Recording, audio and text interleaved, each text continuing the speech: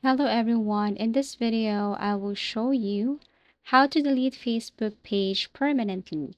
So first and foremost, you just have to open your Facebook account and then switch this to that specific Facebook page that you want to delete permanently.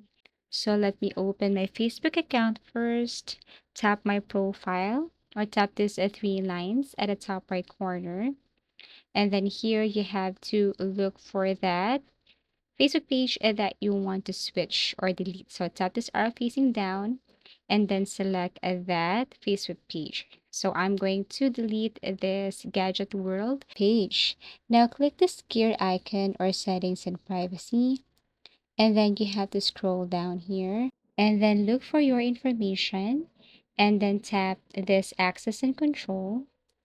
Here you will see this deactivation and deletion. Tap this one and then you will have your choices below if you want to deactivate or if you want to delete your Facebook page permanently. So obviously what you're going to do here is you have to select the second one. Now click continue or click this continue button right here if you want to really proceed with permanently delete your page.